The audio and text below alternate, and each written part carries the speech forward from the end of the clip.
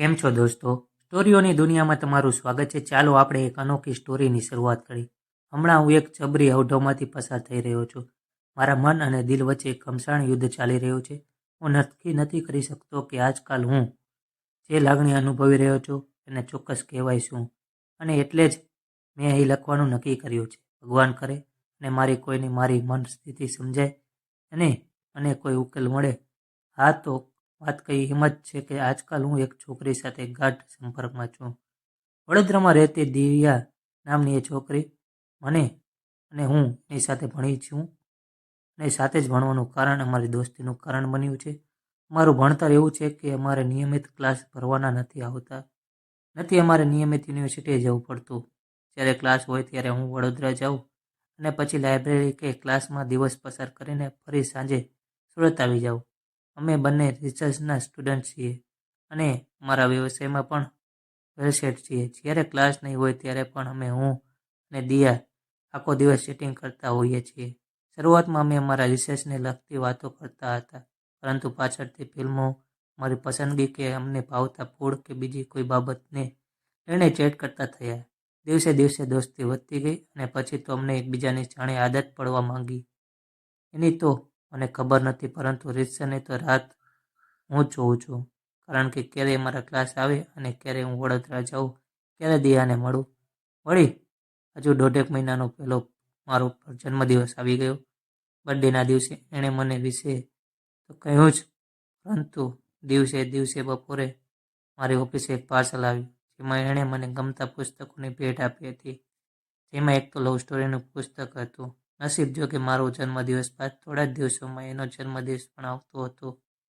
દિયાએ મને ગિફ્ટ આપી હતી, તો મને પણ એને એક ગિફ્ટ આપવાની ઈચ્છા હતી. મારે એને વડોદરા રૂબરૂ જઈને ગિફ્ટ આપવી હતી, પણ ક્રમની કઠણાઈ હતી કે એનો જન્મદિવસ દિવાળીને દિવસે આવતો હતો.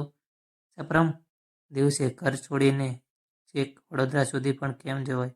અને બીજી તરફ મારું દિલ મને સતત કહી રહ્યું હતું કે મારે ત્યાં જવું જોઈએ.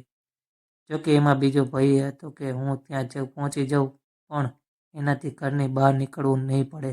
કારણ કે એક તરફ એનો જન્મદિવસ અને દિવાળી હતી, એટલે એના ઘરે સ્વાભાવિક રીતે જ છે કે એના ફ્રેન્ડ્સ અને સગાવાળાનો મેળો હશે જ.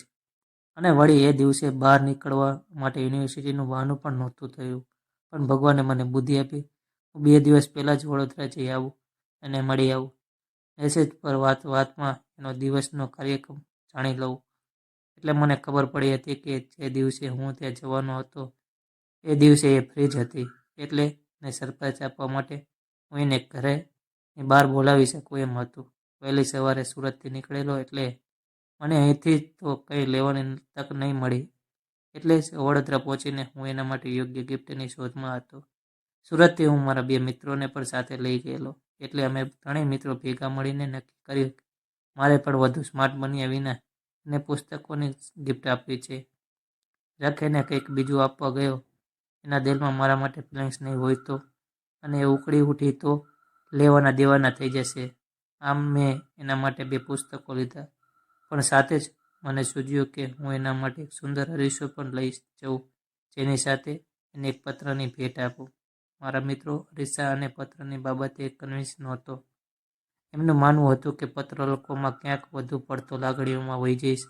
પત્રમાં મારી લાગણીઓ સ્પષ્ટ રીતે છતી ગઈ તો વળી પાછી ઉપાધિ ઊભી થશે. જોકે એમની સલાહ હું ન જ માન્યો અને મેં દિયા માટે એક સુંદર અરીસો લીધો અને અરીસાને ફ્રેમ કરાવ્યો.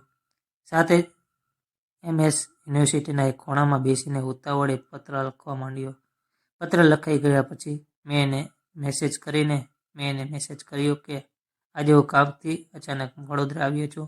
હું તને મળવાની ઈચ્છા છે. બહાર મળવાની વાત લઈને પહેલાં એણે થોડી આનાકાની કરી.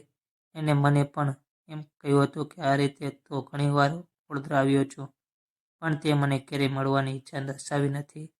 તો આજે અચાનક મળવાનું ભૂત કેમ વળગ્યું છે? મને એવું લાગે છે કે એને પણ એ વાતની ગંધ આવી ગઈ છે કે હું એના બર્થડે માટે એને મળવા આવ્યો છું. જોકે એની થોડી આનાકાની પછી મેં એને મનાવી એટલે એ ઘરની બહાર નીકળવા રાજી થઈ ગઈ. મારા મિત્રોને મેં કહ્યું હતું કે હું 15 મિનિટમાં દિયાને આ ગિફ્ટ આપીને આવું છું, એટલે તમે યુનિવર્સિટી પર નાસ્તો કરો. હું થોડી જ વારમાં આવ્યો. થોડી વાર પછી મેં એને બોલાવી એ જગ્યાએ આવી. એ આવી એટલે મેં તરત જ એને પુસ્તકો, અરીસો અને પત્ર આપી દીધો અને કહ્યું, પરમ દિવસે તારો જન્મદિવસ છે એટલે આજે તને મળવા અને ગિફ્ટ આપવા માટે સ્પેશિયલ વડોદરાથી હું સુધી આવ્યો છું. એના જ જન્મદિવસ માટે સ્પેશિયલ હું ત્યાં આવ્યો છું.